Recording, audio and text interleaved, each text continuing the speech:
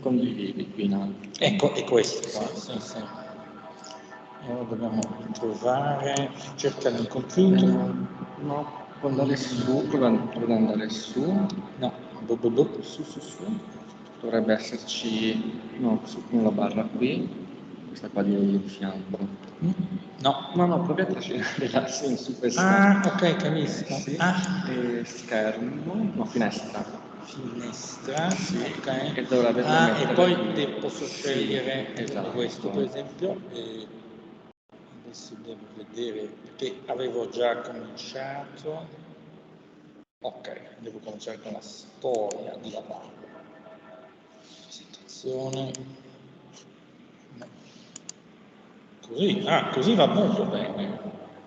Ovviamente svantaggio è che non vedo, quando le ragazze vogliono chiedere qualcosa, ovviamente non lo vedo. Forse può provare ad ampliare, ad allargare, sì. Ok. Però così è vero, non vede le slide. Sì.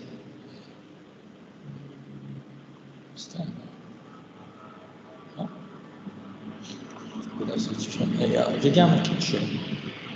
Partecipanti. Ci sei tu. Perché sì, il computer è le mie credenziali. Sì, ok. E poi ci sono 1, 2, 3, 4, non tanto. Io ogni tanto faccio questo, invito. Solo per rompere. Si svegliano.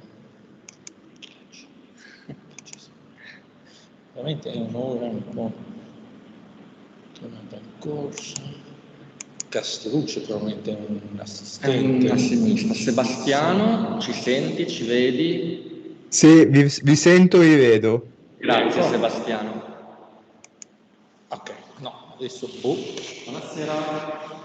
Ah, ecco! Ho trovato un bel libro. Sì? Ho trovato un bel libro dentro il sacco. E come naturalista. Ah, questa è una tua vista, perfetto. Mi accomodo? Sì, prego. Sì. Allora, io comincio quando vuole. Sì, ok. Se vuole aspettare un po'. Infatti adesso non vedo più perché adesso non vedo più ovviamente gli studenti. I will say that they have to shout. Sì, si fa la visualizzazione schermo se non riesce più a vedere. Sì. So, dear students, I hope you can hear me. Do you hear me? Can anyone say something? Yeah, we do. Fantastic. We are in a way involved in the last panel of the triptych of EU collective labor law, dealing with the right to strike, the right to take collective action. I already tried to introduce the subject yesterday. And today I will continue by telling the story I promised, the story which amounted to an infamous case, the Laval case. There is also the Viking case, but I don't want to dwell on the Viking case because I want to have some time left to talk about an attempt to solve the unease generated by these two judgments. And this was an attempt to adopt a proposal of a regulation which is known as the Monti II proposal. The Monti I succeeded, but the Monti II was a failure. Now, first things first, the story of the collective action concerned is happening in Sweden, okay? In a little municipality of Vaxholm, I try to pronounce it as Scandinavian as possible, near Stockholm. And this municipality just orders the construction of a school building, so there's a kind of a call, no problem, and there is a bid which is successful, but this is a service provider who is actually already situated in Sweden, but who will subcontract workers coming from Latvia. Now, in the general rules which regulated the bid, or at least the call, it was provided that these workers constructing the school should get the Swedish wages. But that, unfortunately, is not respected. That's not respected. And the Swedish trade unions, they are dissatisfied. Now, in a normal situation, this would be covered by EU law. EU law allows to impose the wages of the country of is hosting posted workers, but there is a little problem here, because this is only possible when you have a system of collective agreements which can be declared, and which is declared, generally binding, universally binding, efficacia erga omnes. And in the Swedish system of industrial relations, such a governmental intervention is not provided, but trade unions have another tactique. They have another strategy to impose wages provided by a sectoral collective agreement to employers who are not affiliated to the signatory employers' organization. And that strategy is a boycott. How should we understand that? Well, it's very simple. If you want to build a school, you need bricks, okay? You need building material, you need electricity. And this obviously comes from other firms than the firm which is building the school. And the idea is that the building site is boycotted, and that the people who have to transport these goods, bricks, who has to furnish provide the electricity, will not do so. They will not do so.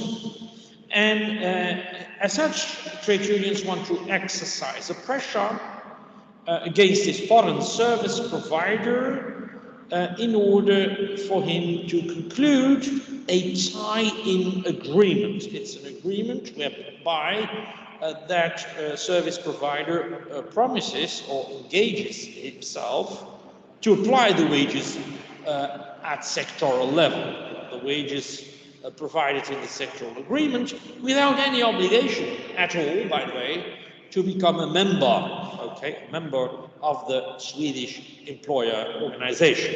Such an agreement is called avtal. I'm trying to pronounce it as decent as possible. Now, and this will obviously amount to a case before the Arbetsdomstolen, which is like really the Swedish labor court, because the employer, so the foreign service provider, states that this is an illegal collective action, and that for this reason damages need to be paid. And of course, you have what I have called yesterday a conflict, an alleged conflict at least, between, on the one hand, the right to strike, the right to take collective action, which was exercised by Swedish people, Swedish workers, in a way which is perfectly constitutional, perfectly legitimate in Sweden, And on the other hand, you have the freedom to provide services, which is being restricted, violated according to the service provider. Now, how will the court deal, the Court of Justice, after having received some preliminary references, deal with this case? It first is confronted with the thesis of the trade unions, of course, that we should follow a kind of Albany Avenue. I talked about Albany, and this is also a landmark judgment of the Court of Justice, where the court says, okay, you have competition rules, that's fine, but they do not apply to collective agreements. If you create such a kind of immunity from EU economic law, safeguarding the agreements from competition law, it's only logical that you'd also safeguard the via regia, the way to come to a collective agreement, that is strike, from another little principle of EU economic law, in this case, the freedom to provide services. You could say that how on earth can you uphold the effet utile of the Albany reasoning if you do not provide a subsequent immunity of the strike against from freedom to provide services. But this is not the way in which the Court of Justice of the European Union sees it.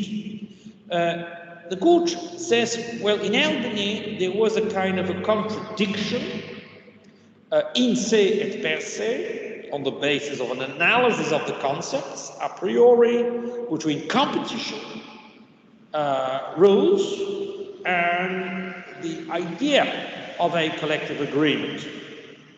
And in a very sophisticated academic way, the court says this is not the case here. You can only assume that there might be a kind of a conflict on the basis of a more an analysis a posteriori of this case, so there is no contradiction. I think it's a very sophisticated argument, which shows that the court is really not familiar with industrial relations. Now, another argument was also used, which also tends to evacuate the application of the economic rules of the freedom to provide services, saying that on the basis of Article 153.5 TFEU, there is no competence for the legislator to regulate the right to take collective action, the right to strike. And the trade unions argued that it was therefore, it would be bizarre that the Court of Justice could do something which the legislature couldn't do, and regulate by case law the right to strike. I think this is a very intelligent argument because it's all about checks and balances in a legal order which functions more or less in a democratic way. The normal attitude of a court who is confronted with the incompetence of a legislator will be to be very, very reluctant, to intervene in the process, because the legislator could never react. But that's not how, of course, the Court of Justice functions. And they also overruled that argument. This means that we have indeed an applicability, potential applicability of the freedom to provide services to the issue of a collective action.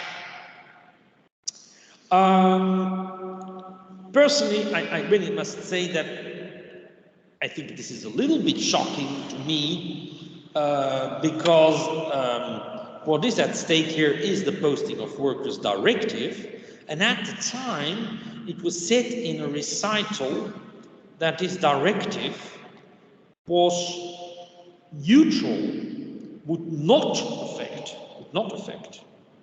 the exercise of the right to strike as recognized in the member state. And this is where we are heading to. Of course, from a formal point of view, the court is not just applying here the directive, though it will make some use of the directive, but is making a reference to the freedom to provide services, which is in the Constitution, but the treaty on the functioning of the European Union. But then, of course, the question arises, can an ordinary employer, a little employer, invoke the freedom to provide services, or in the Viking case, it was the freedom of establishment, against another private individual, against the trade union, against workers? Now, in the past, the court has never said or ruled that these economic freedoms have a horizontal effect. But it has produced a number of judgments where private individuals, private organizations were assimilated, were considered to be equivalent to public law actors in view of the way in which they operated. And the court said that if a private organization, by means of its legal autonomy, could create obstacles to the free movement, that then such a private organization could be assimilated to a public authority, and that therefore you could invoke as an individual the economic freedoms against a private actor, which is in fact behaving from a functional point of view as a public state actor. And according to the court, this is what is at stake. So to understand this, I could refer to the Bosman case, which I already mentioned. In the Bosman case, rules were being developed by football club federations, regulations, which obviously are an example of the exercise of legal autonomy by an organization, and they created the obstacles for Mr. Bosman to move from one club to another club. You have similar case law, I think, in the field of the legal profession. But I am afraid that this argument is not convincing. It is not convincing to me because it amounts to a situation where you consider that the recourse to a strike is exercise of legal autonomy. And that is something which I do not understand. Because what is a strike? What is a collective action? In this scenario, it is actually, it boils down to a material act, not to a legal act. A legal autonomy means that you create what we call an acte juridique, a legal act which generates legal consequences. For example, making rules. And a material act is something physical. And in fact, this is less than a physical act. It is the absence of a physical act. Strike is the absence of a physical act. So it's not even a material act, let alone a legal act. You could, of course, state, you could argue that, of course, the strike is just a means to come to this Hang Aftal, that's a collective, and that is, of course, exercise of autonomy. But in this case, it was primarily about the strike, and the strike is not exercise of legal autonomy. And then, since, of course, the service provider can invoke the freedom to provide services, this kind of free movement, against the trade union, the question is, of course, whether we are dealing here with an unjustified restriction of the freedom to provide services. You could argue, of course, that nobody challenged the right of these foreign service providers to come with his workers to Sweden. That was not the point. But what was the point is that the trade unions in Sweden wanted to force this foreign service provider to respect Swedish rules, Swedish habits, Swedish levels of wages in Sweden as in Sweden. And I want to point out that there is nothing discriminatory in the attitude of the Swedish trade unions.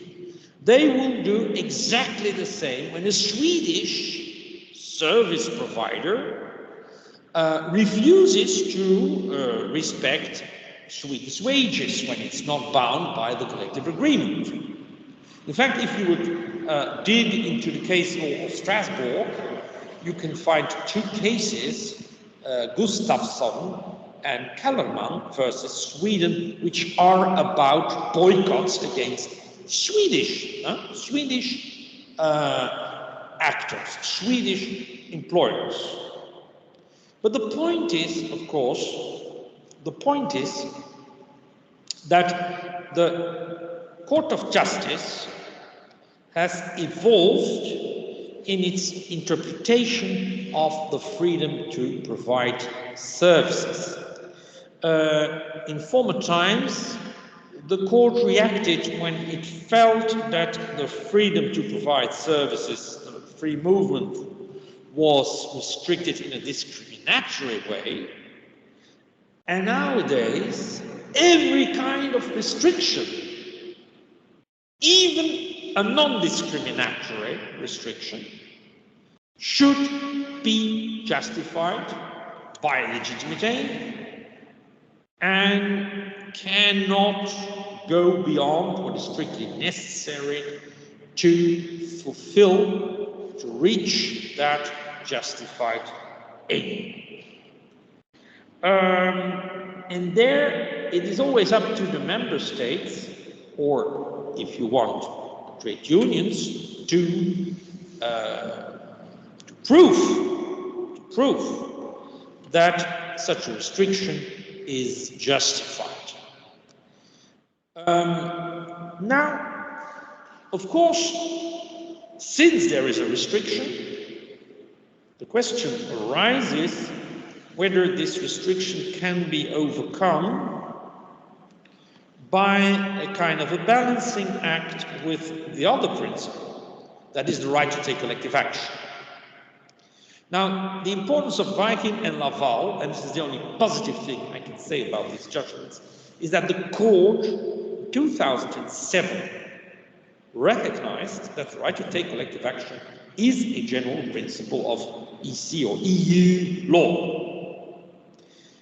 And this is not so obvious, so evident, because the Charter of Fundamental Rights of the European Union, yes, have been adopted, okay, in 2000, but it did not enter into force. It had not yet entered into force. It would only enter into force in 2009. But it's not necessary that, of course, a right pops up in the Charter or that the Charter enters into force. It's relevant that a principle can be recognized as general principle of EU law for it to be balanced against other principles, provisions of the EU. And it's interesting to see how this principle is being recognized, is being done by a kind of a dialogue with the case law of the European Convention of Human Rights, so the case law produced obviously by the European Court on Human Rights. And we must say that this recognition in a way is progressive, because in CASU we are not just dealing with the classical strike, we are dealing with an atypical collective action, a boycott, which is a kind of a strike, but it's a sympathy strike. Because the people going on strike are not there to defend their own interests, they are there to defend the interests of other people who do not get the Swedish wages. Although they actually don't want to have the Swedish wages, they want to profit from the comparative advantage. They want to organize an unfair competition. Now, and that is fine, but then of course the court continues to say, okay, we have this conflict between interests. So what has been recognized as a general principle of EU law linked to fundamental human rights suddenly becomes just an interest. And it's put in a kind of a melting pot with the economic freedom, as if these were two values which were standing on the same footing. So there is a problem of taxonomy, the fact that you do not make this kind of distinction between fundamental rights, human rights, petty principles of economic law. And then, of course, the court says we now must balance. And the balancing act in Laval, in the Laval case, I will not dwell on Viking, is remarkable because the court says, okay, there is a protection being provided by the directive on the posting of workers, and that is sufficient. That is sufficient to take into account the interests of the workers. There cannot be any scope for a collective action which adds a supplementary layer of social protection. And this is a little bit different from what the court will do in the Viking case, which I will not develop, because there the court said, okay, we will issue a proportionality test. We are prescribing a proportionality test. And it's then up to the judge, or the British judge, to apply it. Here, the court leaves no leeway whatsoever to the Swedish Arbetsdomstolen to assess whether this restriction of the freedom to provide services was legitimate. The court says it's not legitimate because they are already sufficiently protected by this specific posting of workers directive.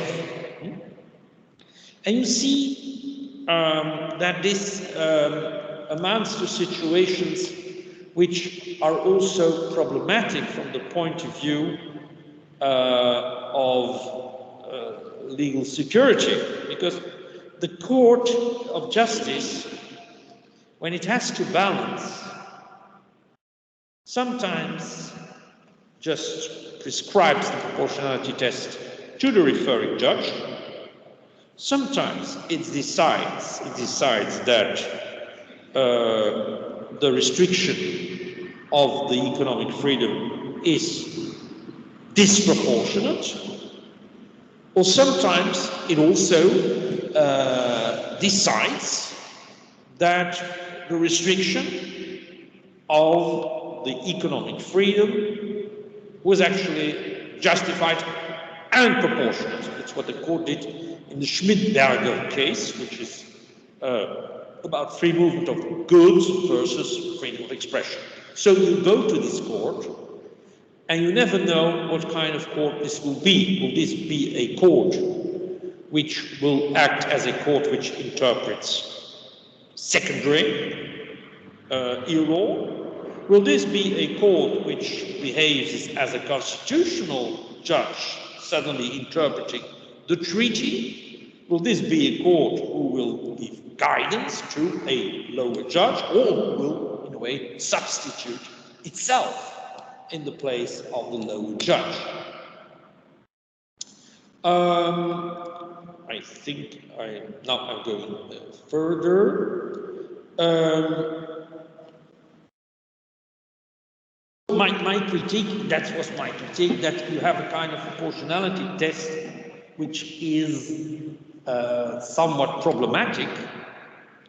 And although I did not want to dwell on the Viking case, there are elements in the proportionality test which are not so evident. For example, in the Viking case, it was said that strikes, collective actions were allowed, but it was up to the judge to see whether an ultimum remedium principle was respected.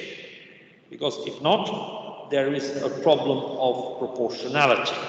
So if recourse to strike, to collective action, was not necessary in order to reach a specific legitimate objective, the restriction of the economic freedom would, by definition, become disproportionate.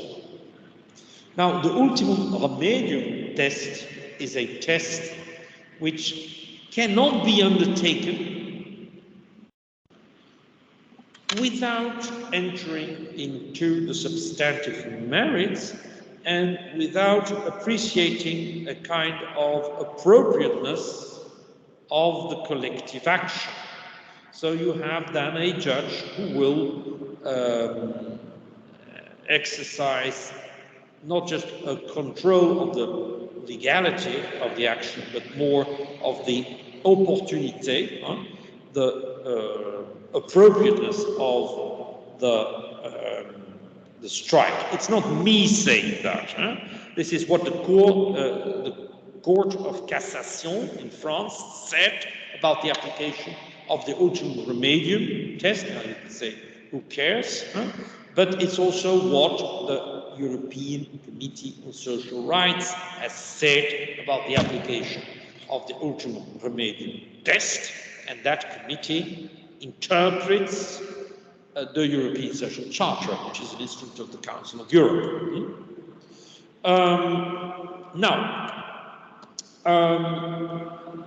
What is, of course, happening here, if you adopt a kind of a Santi Romano perspective, legal pluralism, is a conflict between legal orders.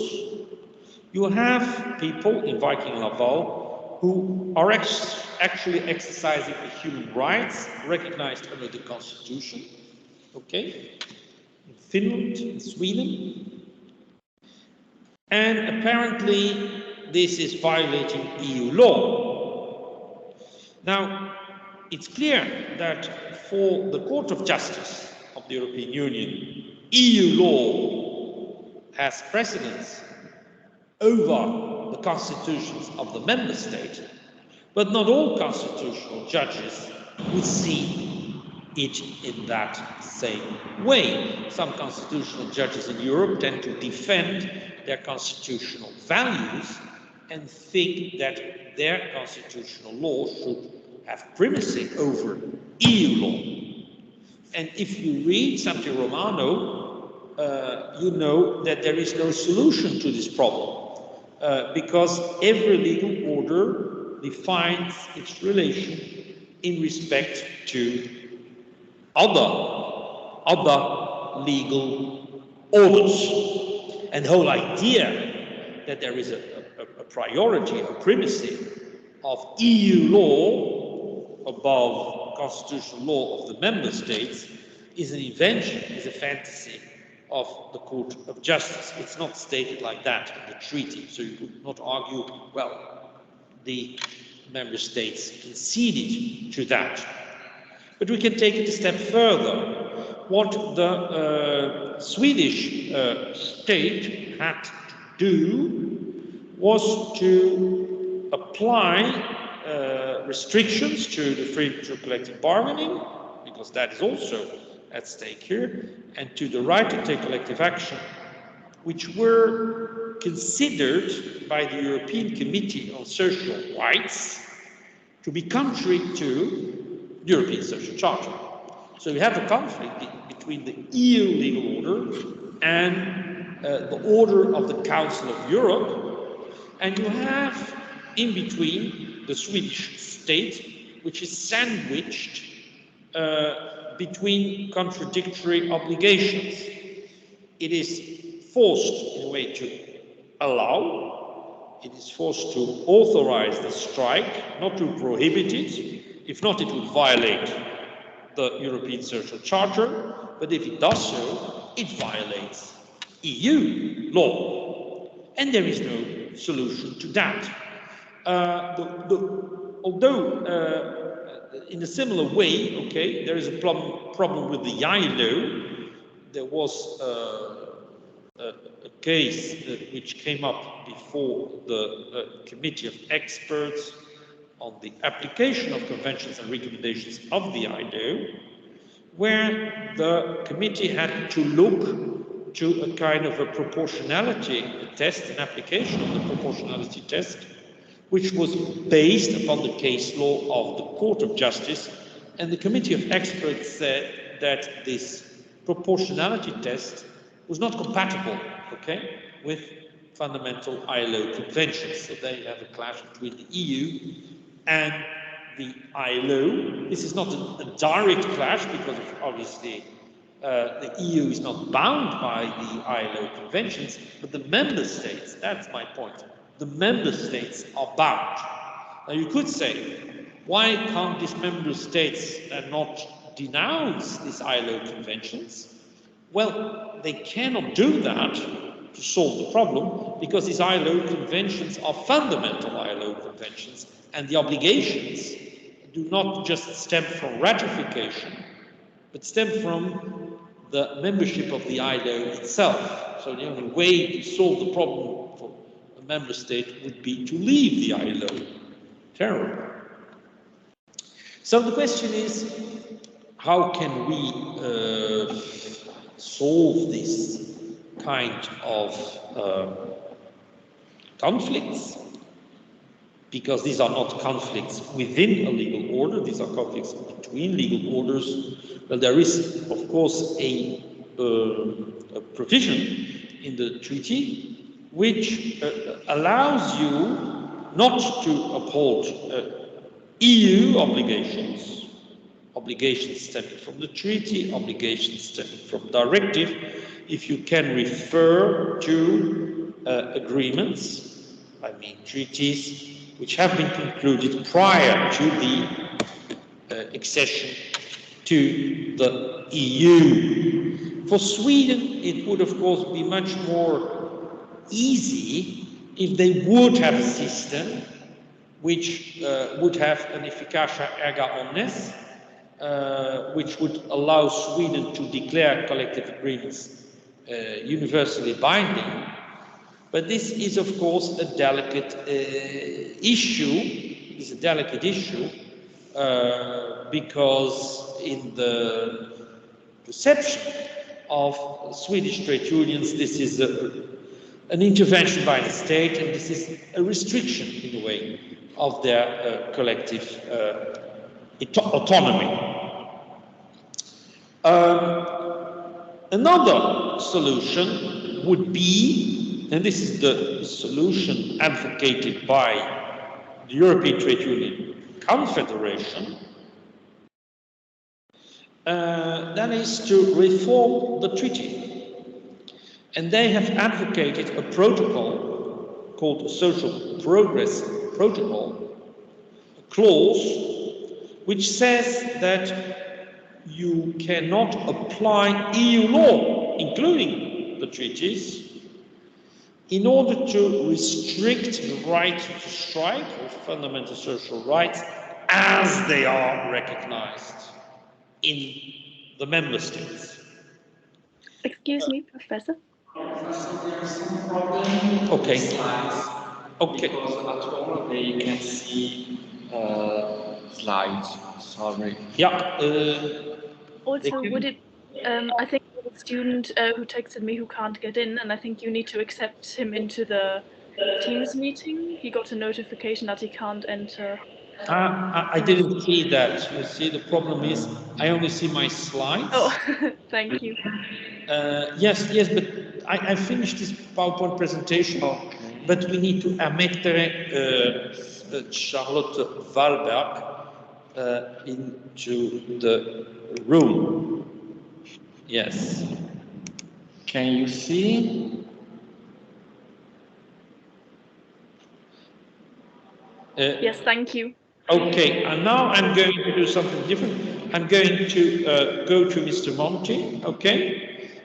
So I will show another PowerPoint presentation moment, which was then the response of the EU legal order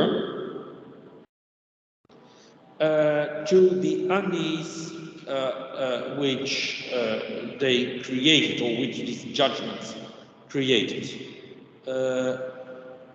Now I have to go to the ma interrompi, no? No. I want Yes. to. Yes? Yes. And Okay, navigation. adesso. And then I can, oops, okay, here, okay, that's it. And then I go to Monty. Where are you, Monty? Oh, here, Monty. Okay. E adesso, okay. Can you see? No, I have to start the presentation, I guess. Presentazione. Can you see something? Now? Hello, students, can you see something? Yes, thanks. Okay. Now, the question is, what happened afterwards? What happened after Laval and Viking, 2007? So we had very critical observations of the Committee of Experts on the application of conventions and recommendations. We had a collective complaint by Swedish trade unions against Sweden, which was decided in a way favorable to the trade unions, but also the EU institutions wanted to react. Now, before, and what they did was they asked Mr. Monti, Professor Monti, to write a report, okay? To write a report, and I will communicate an analysis I wrote about this Monti proposal. I've sent it to Alberto Pizzoferato, and he will communicate it to you. But you should know who Monti is. Of course, Italians know him better than me, but he was a former commissioner of the EU, and once upon a time, he was the author, the architect of a Monti regulation, which tries to deal with obstacles coming from private individuals, okay, against the free movement of goods. And this is linked to a story, this is linked to a judgment of the Court of Justice in a case which is known as Spanish strawberries. Indeed, for over a decade, French farmers did not like the dumping of fruits and vegetables coming from other countries on the French market because they thought that the prices were not correct, and they attacked these lorries, okay? And they destroyed the goods, among which they were Spanish innocents, Spanish strawberries. I'm Belgian, and I must say that also a lot of tomatoes from Belgium were smashed, and this genocide of Belgian tomatoes is quite often overlooked. Now, what the question was in this case of the Spanish strawberries and the Belgian tomatoes was whether the free movement of goods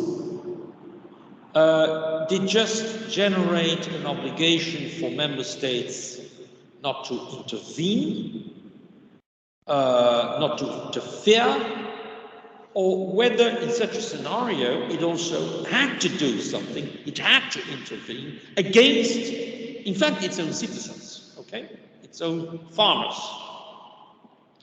And the Court of Justice was confronted with an infraction procedure from the European Commission against the French state, who after a decade, the Commission said, we are fed up with the non-intervention, the passivity of the French state, who just allows these French farmers to block, in a way, the free movement of goods. And this case law was to so France was condemned, and this case law was to some extent codified by this Monti I regulation. This Monti I regulation, which prescribed, okay, an obligation for member states to intervene, to act against these obstacles, and which created a kind of complicated observatorium where member states had to mention, had to communicate these obstacles to free movement to the Commission.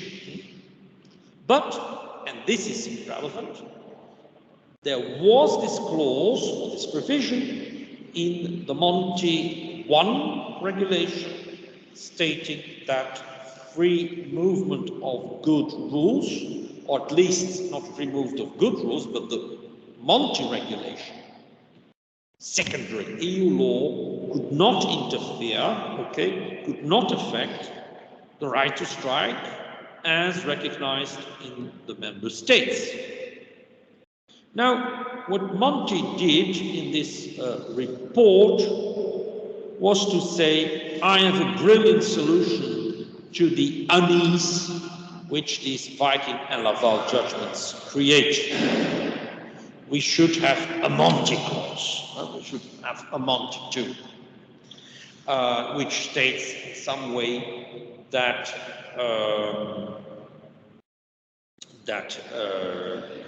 there is no interference with the right to strike as recognized by the member states in such a scenario. And Monti said, okay,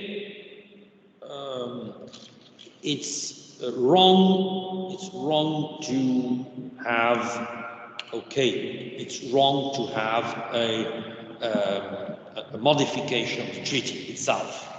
No reason to modify the treaty. We should have a legislative intervention, but a legislative intervention in order to explain what the court was saying. So he says we will have a kind of legislation which is not really a correction, okay, of what the court is stating, but which tries to explain it. And this is really the attitude of a professor. Okay, he cannot help it, but Monti is a professor. Professors have the habit, if you disagree with them, then they will say, you have not understood me, I will explain it again. But the point was not that the trade unions did not understood Viking and Laval. They disagreed. They disagreed with what the court had said. Now, in the end, the Commission took over, the suggestion of Monti, and they say we will adopt a proposal for a regulation on the basis of Article 352. Now, 352 TFEU is a rule of competence, which is tricky, because it's a kind of a rule of implied powers. If a specific competence is not provided, the EU does have the competence to act insofar as this is necessary to reach the objectives of the Union, but this should be done with unanimity, and it should also be done with the consent of the European Parliament, but this is another procedure, and the European Parliament cannot really amend, the regulations proposed. It can just say we agree or we disagree. Now, the question is, which concrete objective had to be reached in order to adopt, which objective had to be reached, which would then explain that the Union had to act. That is not explained in the proposal, and I'm wondering why, which objective was at hand. But I will now look to that proposal, which is very short. I will communicate the proposal to you. It consists of more or less 4 provisions. And I would like you to dwell on a contradiction between Article 1 and Article 2, because we have a regulation. We have an Article 1 which says the regulation shall not affect in any way the exercise of the fundamental rights, and the fundamental rights concerned here are the right to negotiate as well as the right to take collective action. So in the Monti I regulation, which was adopted, the only right which was not affected and which was mentioned was the right to take collective action. And here, the right to negotiate also pops up. And this is very important because Viking and Laval are always construed as restrictions of the right to take collective action, but they are as well restrictions of the right to conclude agreements. Because in Laval, the whole thing was about exercising pressure for the conclusion of a hang-aftal. In Viking, which I have not explained, it was about preventing the conclusion of a collective agreement. Now, Article 2 says something different. It says the exercise of the freedom of establishment and freedom to provide services shall respect the fundamental right to take collective action, but the exercise of the fundamental right to take collective action must also respect economic freedoms. So if you say that the rule, a regulation which says that the fundamental right to take collective action must respect economic freedoms, does not affect the exercise of the right to take collective action, then I'm a bit lost, because you say, well, there is a restriction to the right to take collective action, respect of economic freedoms, then you cannot say that that very same instrument does not affect the exercise of fundamental rights. So this is very, very, very puzzling to me. This whole idea of the reciprocal, the mutual restriction of the right to take collective action, to collective bargaining on one hand, and the economic freedoms comes from an opinion which was written by Advocate General Trsteniak in a case, Commission versus Luxembourg, where she suggested to have such a mutual restriction. Because if you read Viking Laval, of course, it says,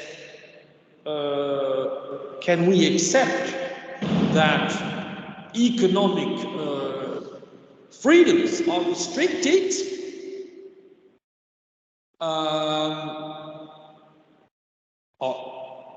And then they say, well, no, only if there is a proportionality test. In a way, this is very shocking, because it means that the question is, can we really accept that can we really accept that economic freedoms are being restricted is a bit strange, because what is being restricted is the human right. And so the proper question would be, can we actually accept that human rights are restricted? And that's not the question of the court. And here in the Trsteniak approach, this is mitigated, okay, by saying, can we really accept that economic freedoms are restricted, but can we also really accept that human right is being restricted?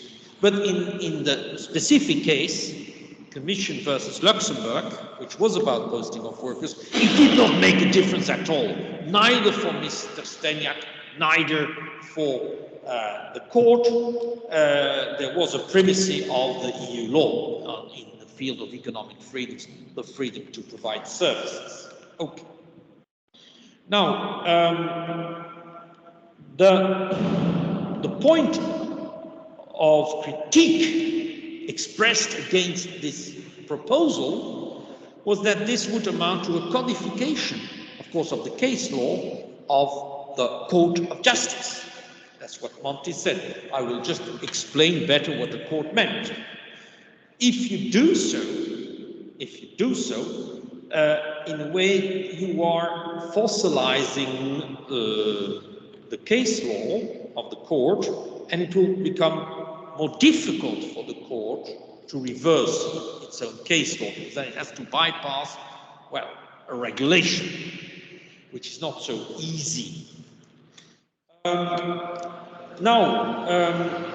What is interesting in Article 3 is, and this is an idea present already in that report of Mr. Monti, he says we should have a system of mediation and conciliation. We should invest in mediation and conciliation machinery when we have these disputes.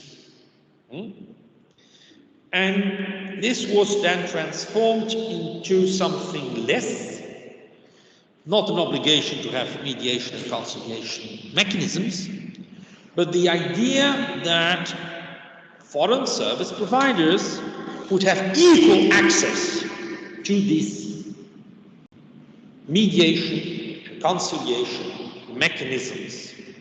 This is very strange to some extent, because if you understand the mechanism of posting of workers, it is based on the assumption made by the Court of Justice, which is ridiculous, by the way, that these foreign service providers do not have access to the labor market.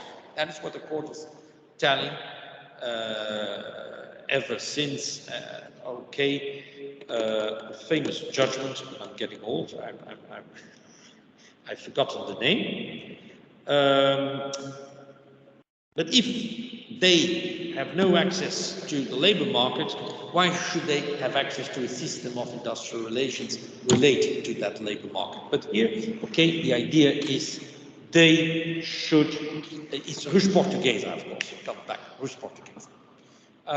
Here the court said they should have access to these mechanisms. And why should they have access to the mechanisms? According to the Monti proposal, it is about dealing with disputes which originate from the exercise of the right to strike, the right to take collective action. And I think that Mr. Monti here does not understand, or at least the Commission, the syntaxis of industrial disputes. Because the point is that disputes do not originate from strikes. Strikes originate from disputes. You first have a conflict of interest between the employer side and the trade union. And because you have this conflict, trade unions have recourse to the right to strike and to strikes. And the only disputes which originated from Laval and Viking, from this conflictuality, were legal conflicts. It was the judicial saga. There was something nice in the Monti proposal, Monti II, that is that Monti warned against a kind of a spillover. The spillover was that the proportionality principle would also be used, against strikes which had no relation at all, which did not interfere at all with the free movement rules. But this was in the end, this warning was in the end not repeated in the final version. There was also something nice in the first versions of this draft proposal, but it's an issue of private international law, suggesting that if there was a transnational strike, that the competent forum, the competent judge to deal with liability issues was the forum, the judge of the place where the strike was taking place, and not necessarily the country where the effects of the strike were being felt, and this mirrored pre-existing rule about the applicable law, but this is about something complementary, the competent judge. Now, the point is, of course, that in Monti II, in Monti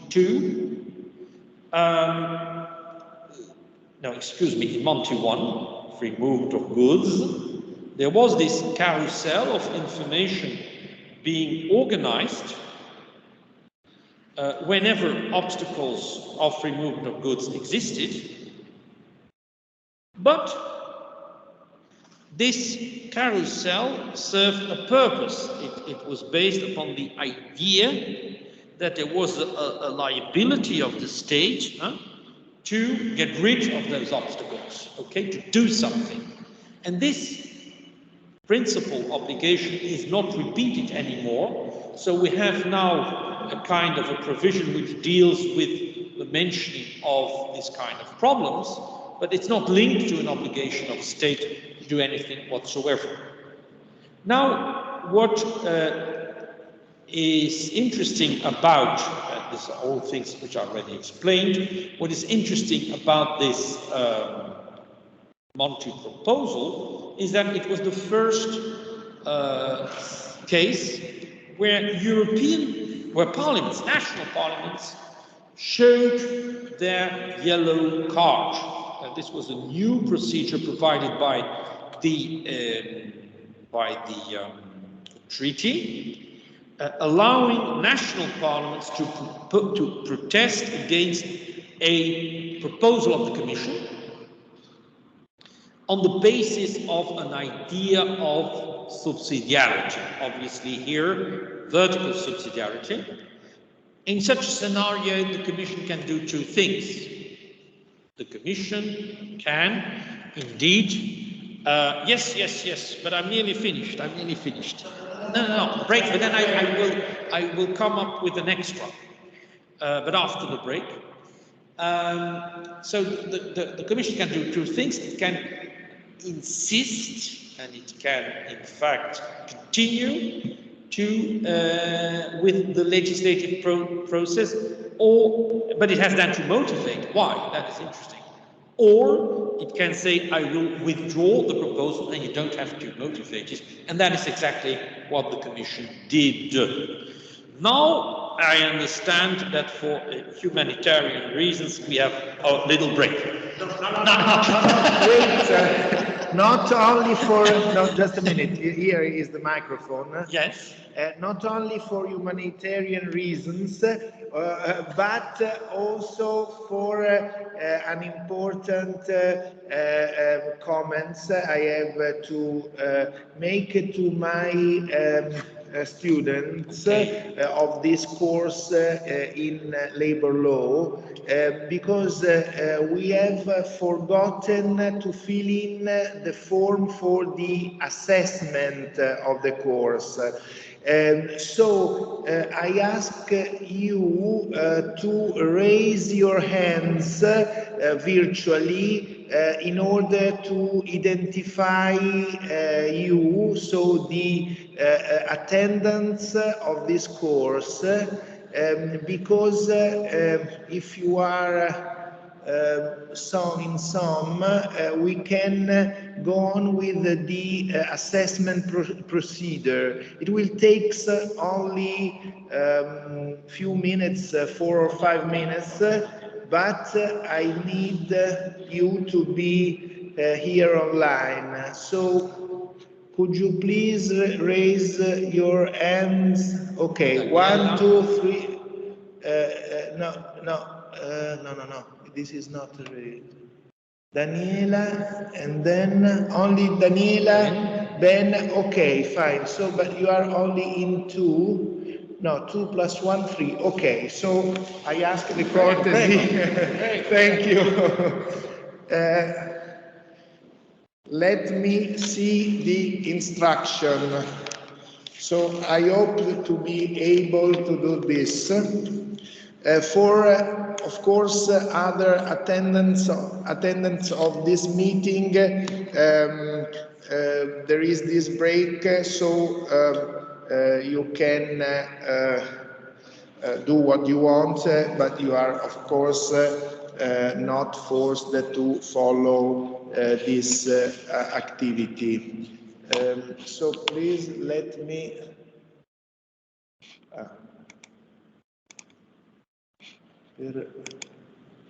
Okay.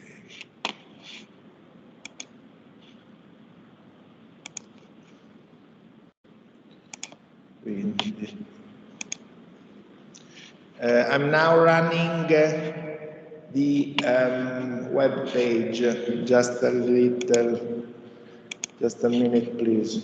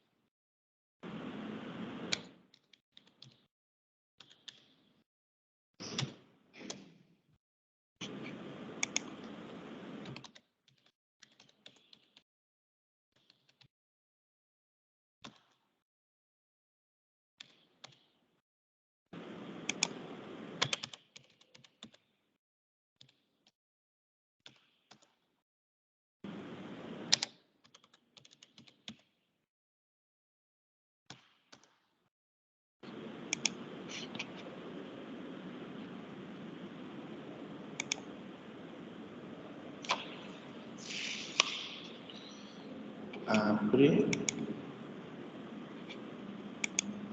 numero 0. presenti. Tutte e tre.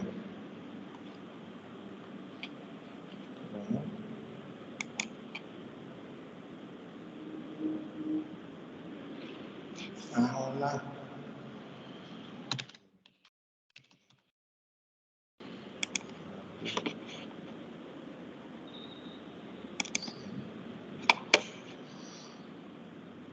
Dunque, adesso speriamo che me la fa condividere.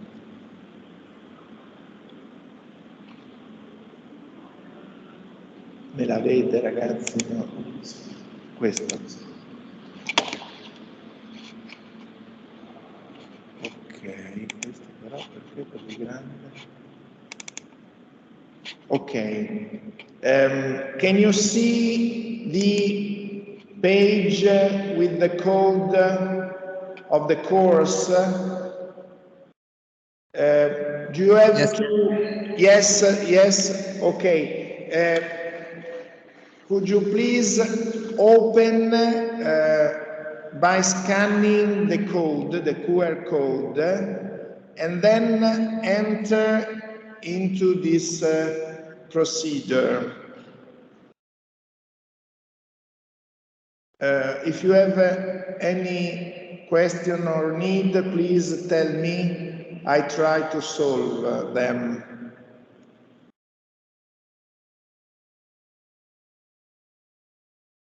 Otherwise, if you are not able to scan the code, you can either type this address, which is HTTP, and I write it down in the chat. Da qui, come si va? Qua.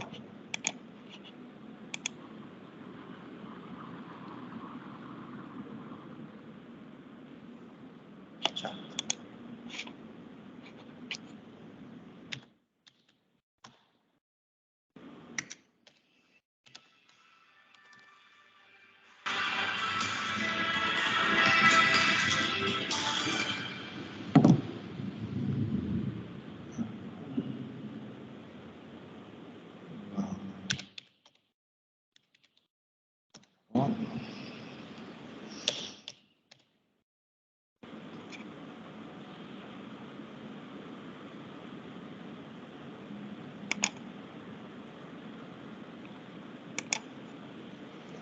Okay, I've left the address in the chat.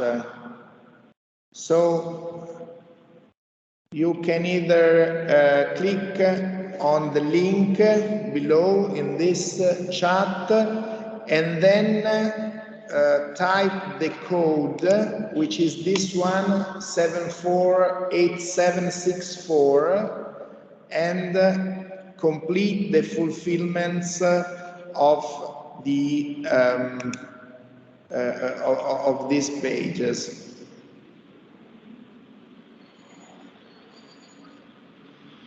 Is it clear? Do you have any problem?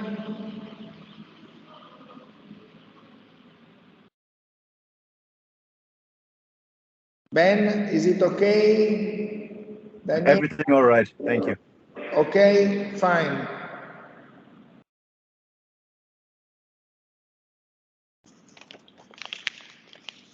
I'm sorry for having disturbed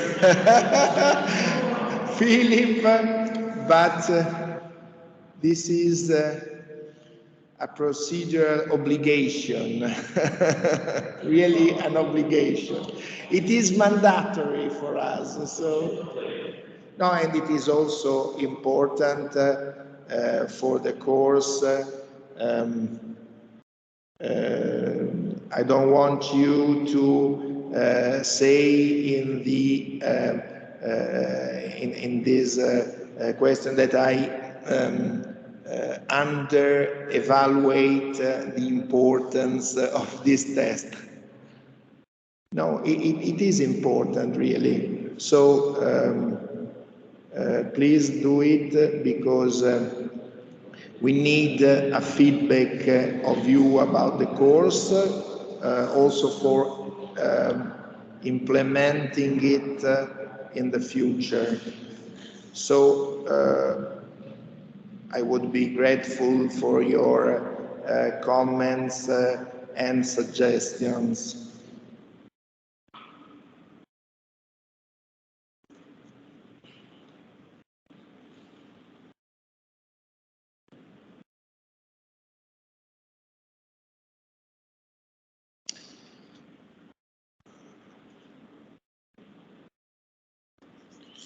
I take the occasion also to say to you that the tomorrow's seminar will be held online at this same link.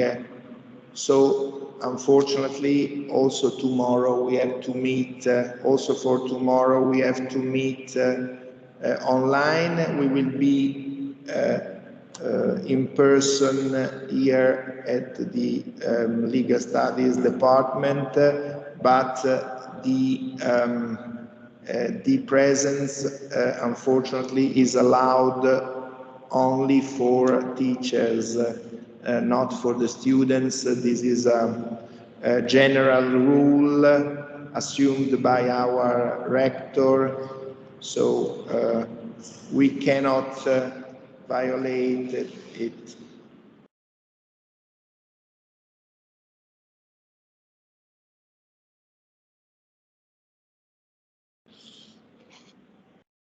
When you end the procedure, please tell me that I will close the page.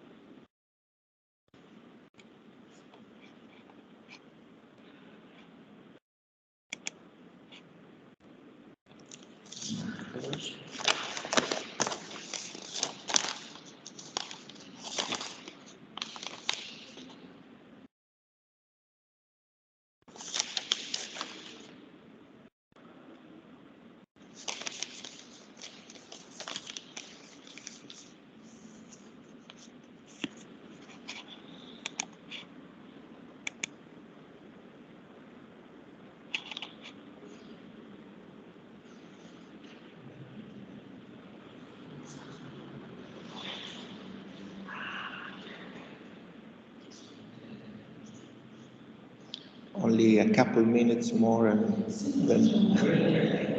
No, okay, no, okay.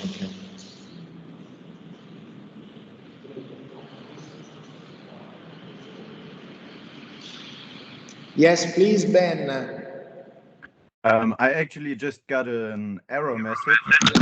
I couldn't send it because there were more than 3 people who apparently already sent their results. Okay, so I have to modify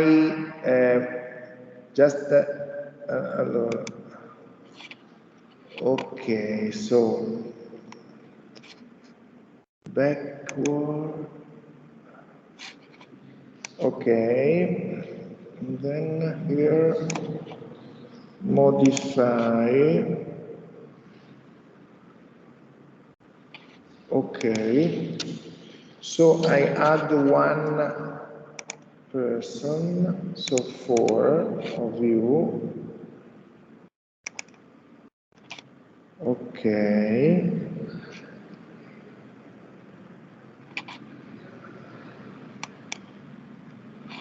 Okay, now are you able to send or not?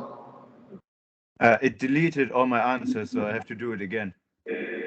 Ah, you have to start again? Yes. Ah, okay. But only you or everybody has to reopen the procedure? I make the question to everybody.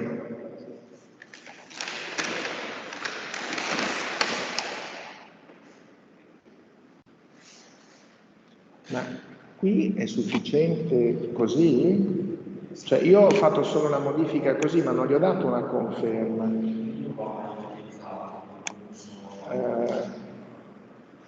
Chiudi.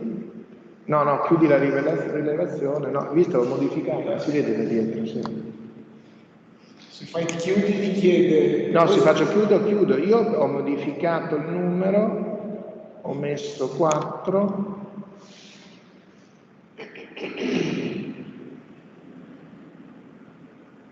Vedi? Okay, Cenda, no problem. But now you have to repeat or not. You were able to submit the answers or not? You have done it, and did you receive a confirmation of the good result of the process? Okay, fine. So now let we see if Ben is able to conclude or not.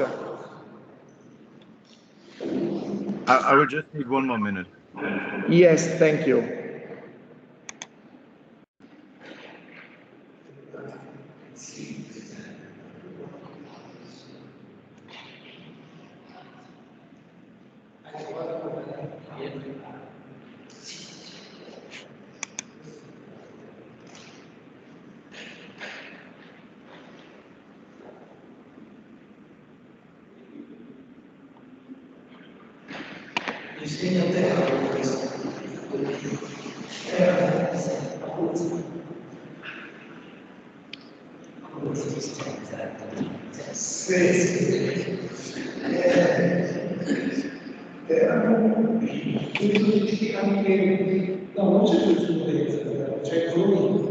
Non c'è giurisprudenza? C'è. Penso di sì. A Teramo non c'era.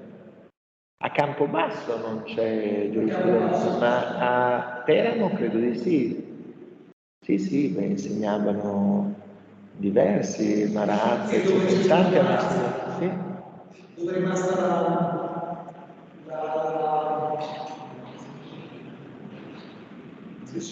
No, sono in diversi, insomma.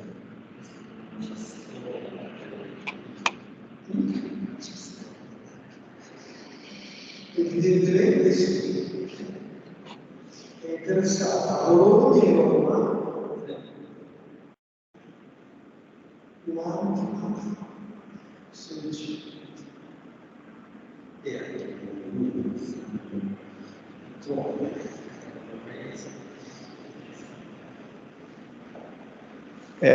Ben, did you make it?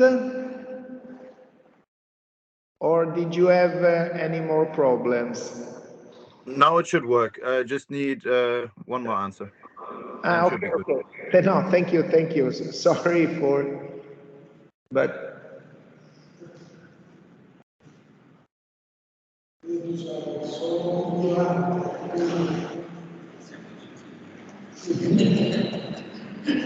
La quantità fa qualità, la quantità fa differenza qualitativa, oltre ciò che differenza.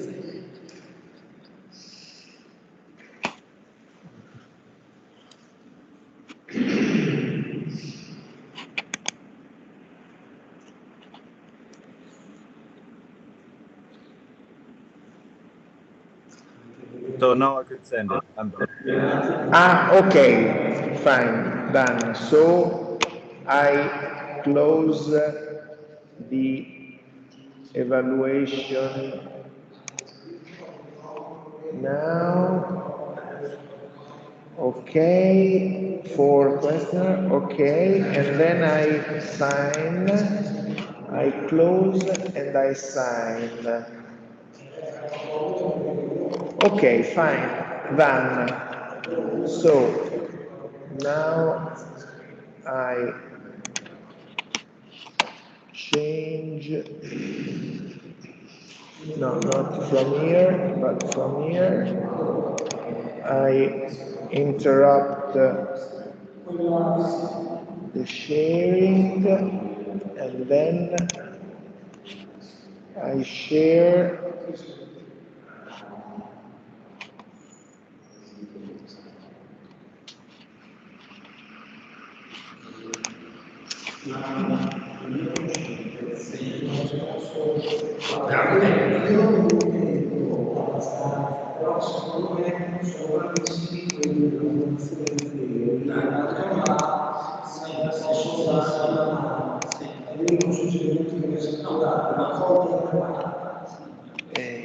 Philip, sorry, which are the right slides? No, I will, because I will at the end I'll show some pictures, some paintings. Some paintings. Okay. So I leave you. Next. Okay. Okay. So no, but we are okay now. So, okay, I give the floor again to Professor Dorsmon now, who is going to talk to you about some paintings. So I think you should remain to know something very interesting from him. He's also an expert in history of art, so his voice is really distinguished. so come on, Philip, please take your seat. Thank you.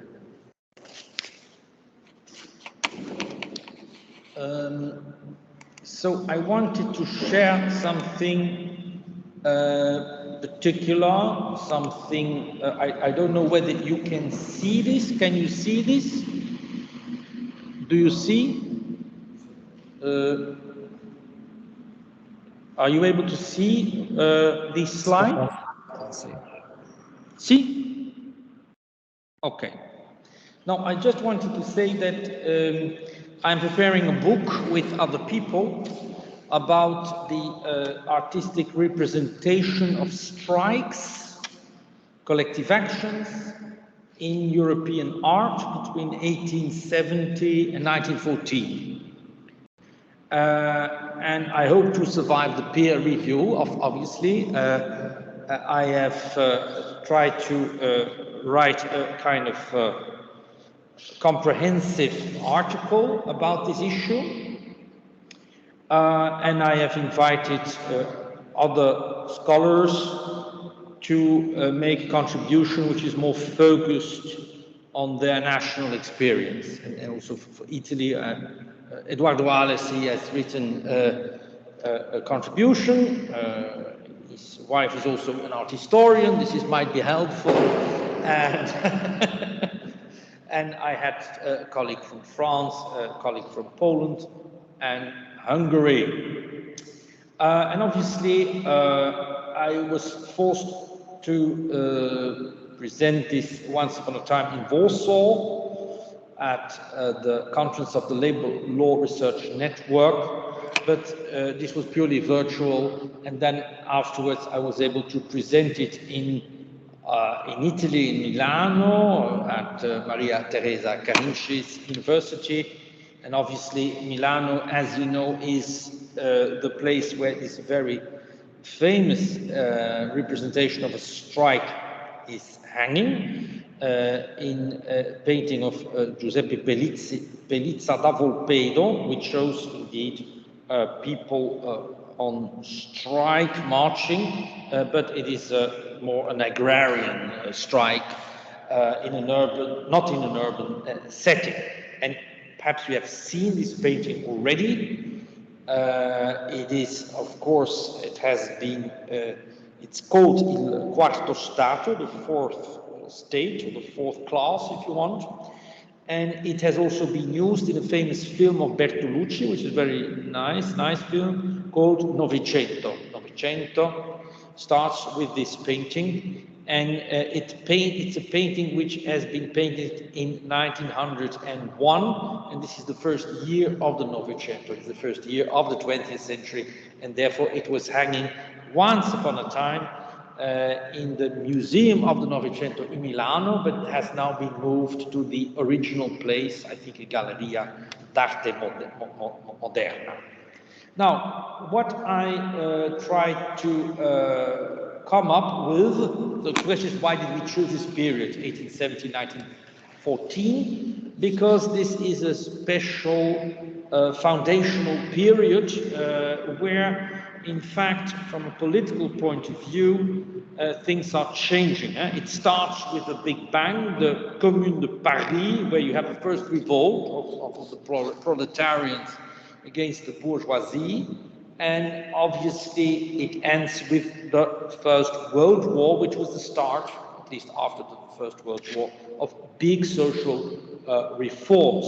It was a period of industrialization between 1870 and 1914, where a kind of working class moving from usually the countryside to the city was being created, and where there was also a beginning of unionization, but no official role was given to the unions by the legal order, by the state. And from an artistic point of view, it's also the beginning of modern art.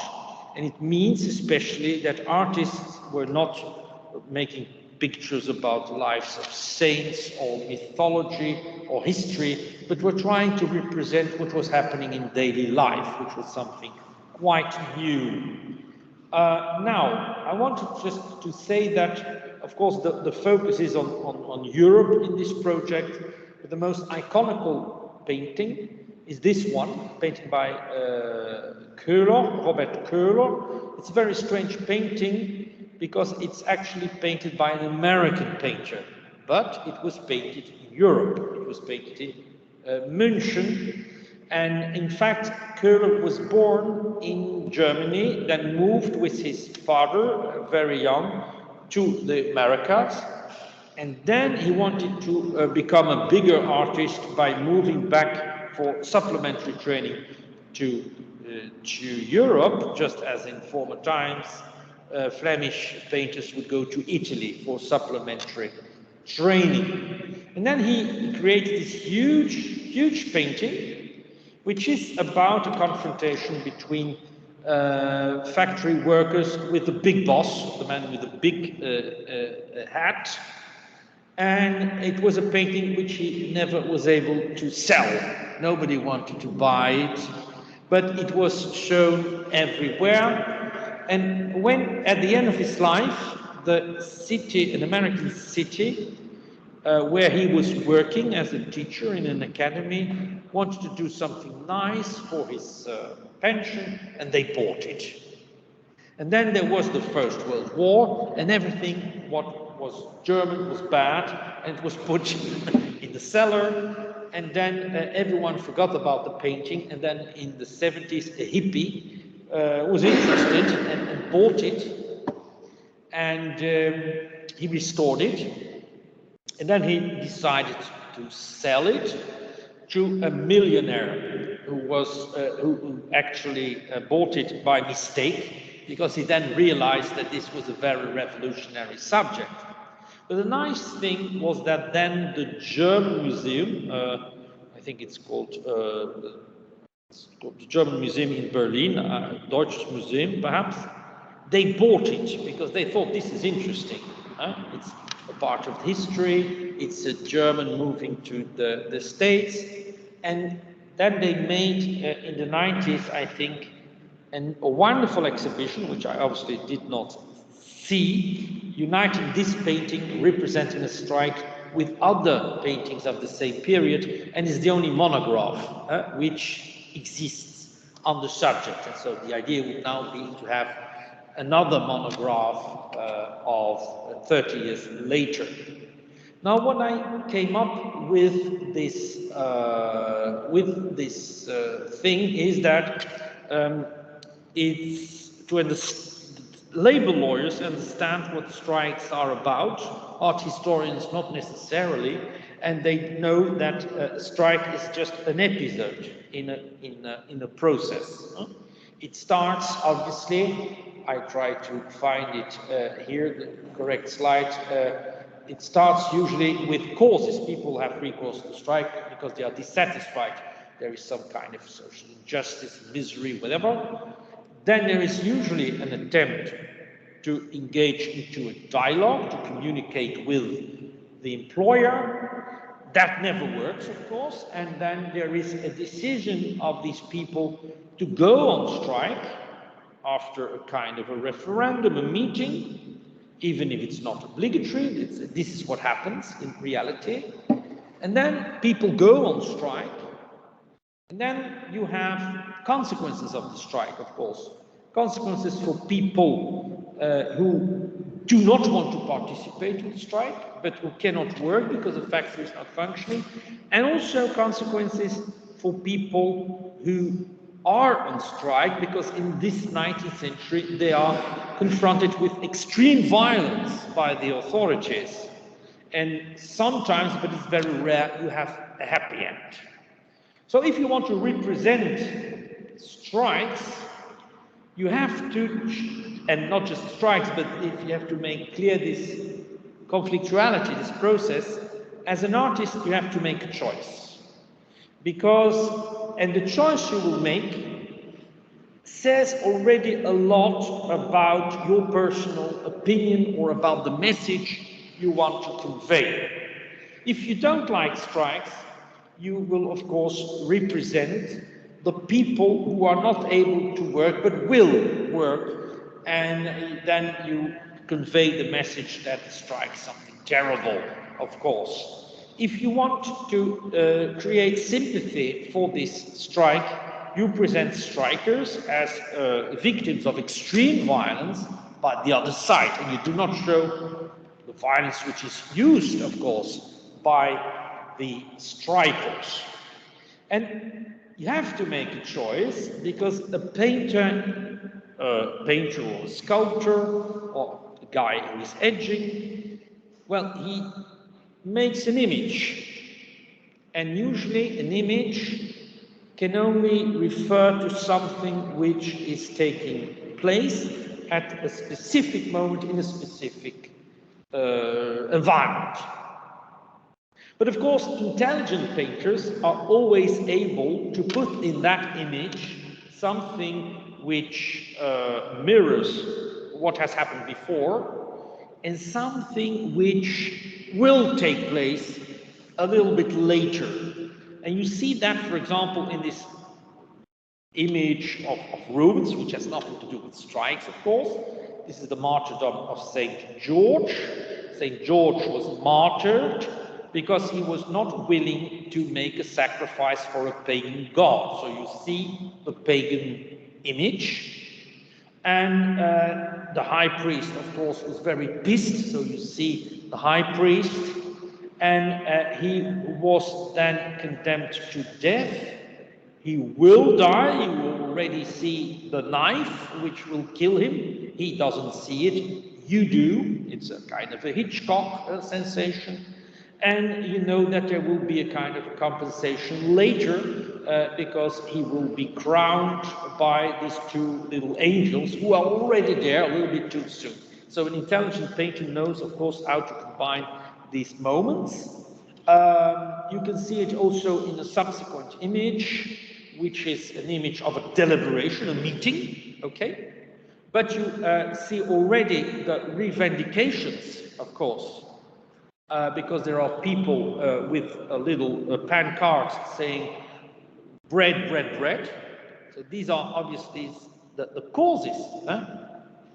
things which are preceding the decision to have recourse to strike is because they don't get bread, then they go on strike, and to some extent the military repression is already prefigurated because you see a nearly dead man.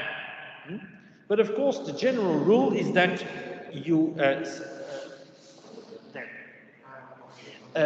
see in the right angle. But of course, to some extent, you are limited when you create an image. So the choice of the episode is extremely relevant if you want to understand the message. Now, there is a way to overcome it. You can use two paintings. This is what Jan Toorop did. He made a painting, Misery, the Dutch pointillist, divisionist, we say in Italian sometimes, divisionismo. You see the misery, which has provoked a strike, and you see, well, a dead man killed by the forces after the strike. That's the name of the painting. And by combining them, you create a narrative in various episodes. Or you can use the triptych, old form of the medieval time. It is what this painter Luiten did. First part is the misery. You see poor people who have no access to very nicely lit shops because they cannot afford it. Then there is this decision to have recourse to strikes. And then there is the military repression, okay? The military repression, and this is not just something imaginary. This is a depiction of a strike which took place in my country, in Belgium, where in fact 20,000 soldiers under a general killed 28 workers in the mining industry of Wallonia. And this was so shocking to the people in that period that the painter could not show it like that. And the solution was to reverse the side panels. So the first panel he then showed was this soldier with dead corpses, and it was then called as a mining accident. An accident took place in the mines.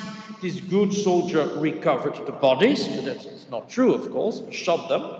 And then the stupid workers had recourse to strike, and then the left panel became the right panel, and now there is misery. And that's how it could be shown to the public. This is another triptych used by a French female artist. You can also make a series of engravings. The most famous example is done by Käthe Kollwitz, a very important female German artist, but she represents a strike which actually took place in more or less the 1840s, but she puts it in a setting of 1900, like you would nowadays make an opera. You would situate an opera of Mozart in a present-day setting. And this was in fact studied by my Polish colleague because, well, Poland has a complicated history, but nowadays Silesia is part of, not of Germany, but of Poland, so she could take care and analyze this very nice series, which it's not a happy end, as you can see, because you have once more corpses. And if you are very brilliant, you can also make a movie, of course. And this is what Eisenstein did. His first film was actually called The Strike, and you can see that film is all the episodes of The Strike. Now, so I will just run in a couple of minutes a kind of, I will show you what I found, and I've tried to classify these paintings in my paper in function of the episode, and confronting representations of the same episode. It's much more interesting than a chronological order if you want to understand the meaning of this painting. It's much more interesting than an analysis on the basis of style, because these styles are more or less similar during this period, and it's not the point of style which I want to stress. So you see representations of the misery, the poverty, okay, of the working class. Here, once more, Kate Kollwitz, a woman who is not able to support her child, and the child, in fact, is dying. And then, of course, there is an attempt to enter into a dialogue with the employer, but what we learned from these paintings is that there were no institutions for social dialogue, for consultation, and there was no works council. There was obviously not really a trade union who would appoint a specific union delegate.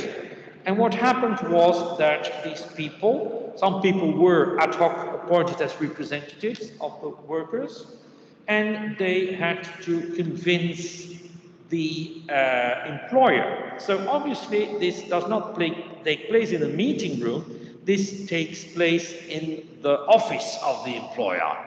And you see a very vertical situation because, of course, the guy indeed is sitting in this first painting, a Danish painting by Nicholson, and he does not even offer a chair to the people coming.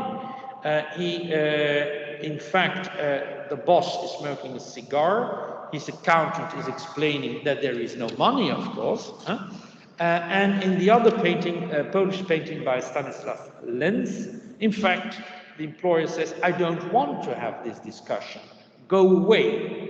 That is how social dialogue happened in the last quarter of the 19th century. So you don't have really a kind of way to digest these revendications. And this is, well, the Köhler painting was already shown. And then there is, of course, the idea we have to have recourse to strike. You see it in this painting of Mr. Henry Leuten, who was really living in the same region where this strike, very violent strike, took place. And the funny thing is, this was a huge painting, so it's a triptych of more or less 30 square meters, so it's not small.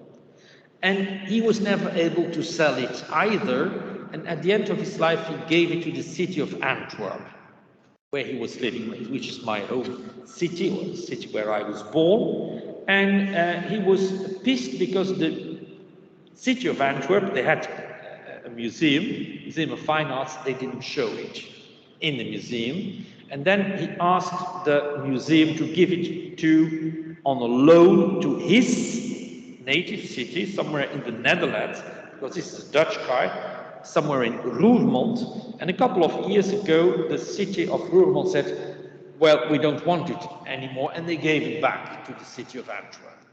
And I had to look, where the hell is this painting gone now? I contacted, obviously, the Museum of Fine Arts, and they said, we don't have it.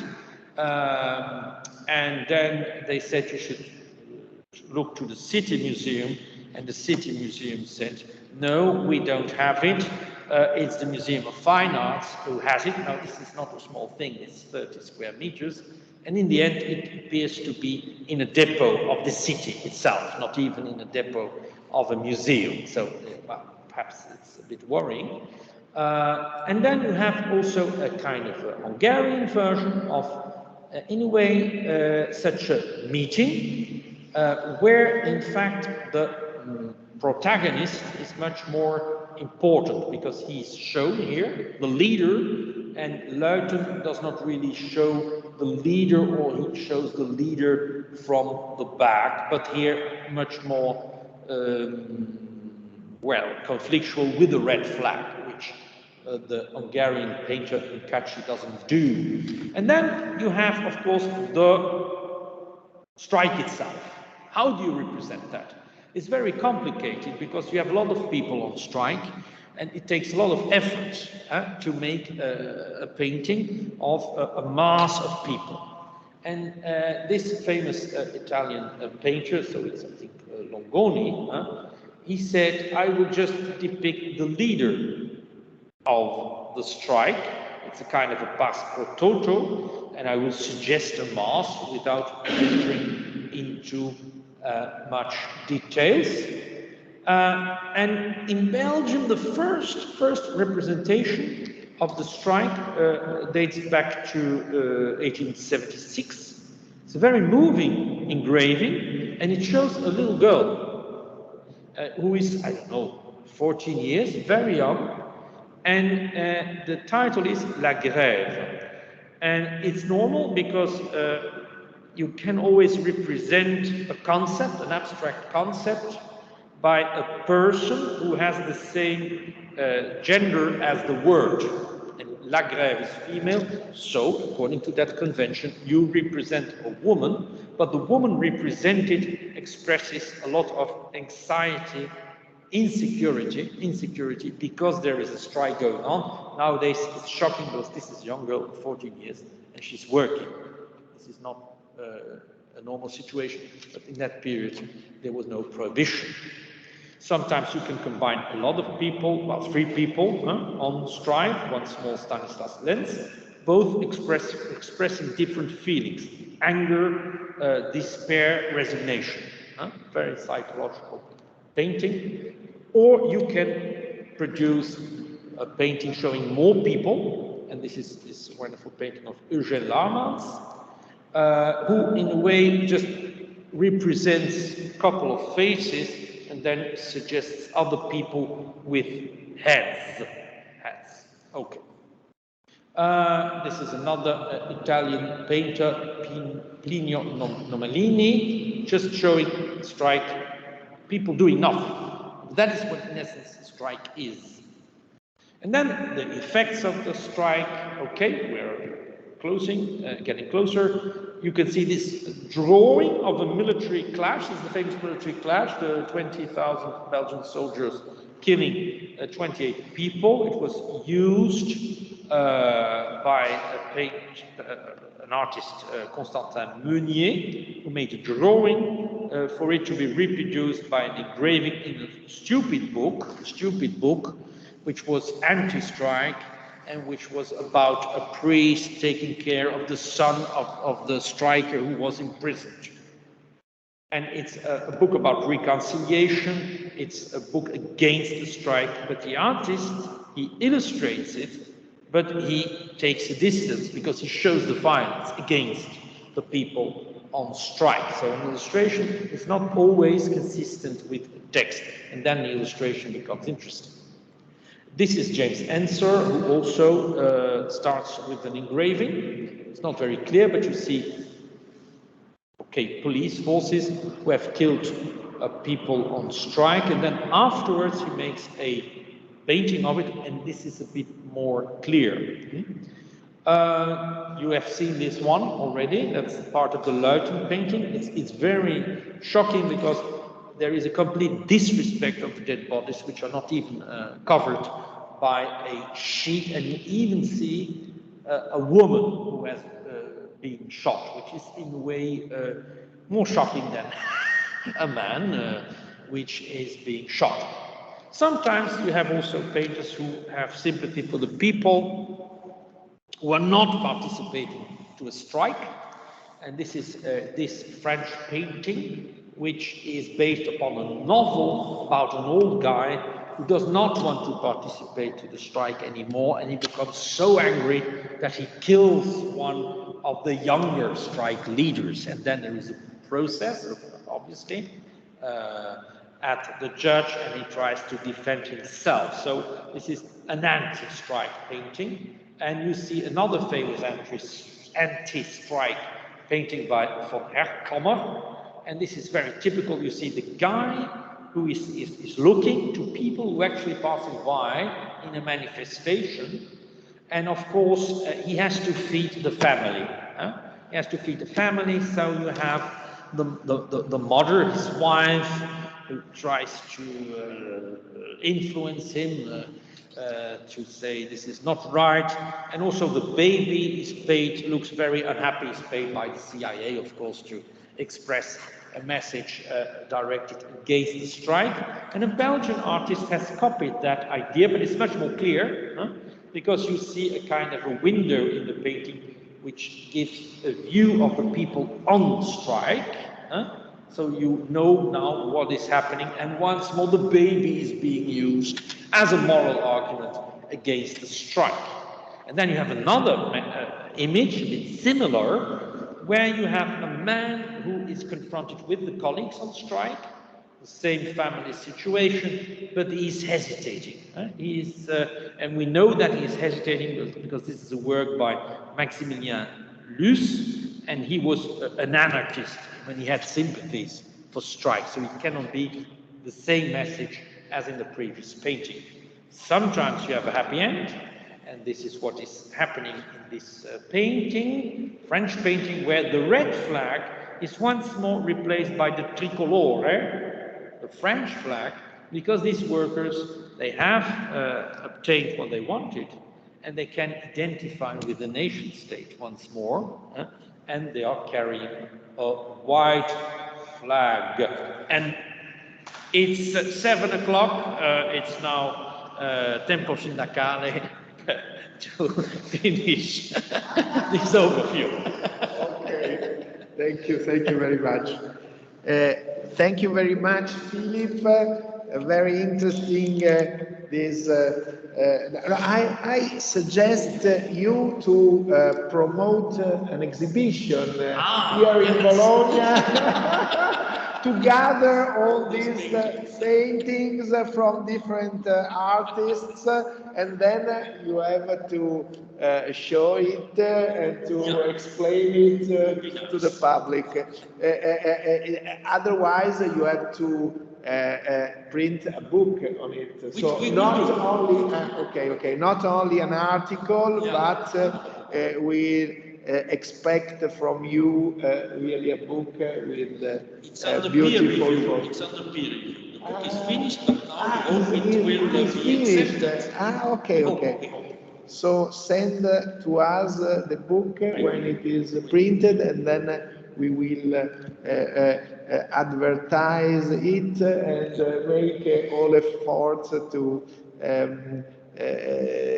have good reference, because this what you told us, it was really interesting about the message behind the paintings and the way they are painted, and also the gender effect.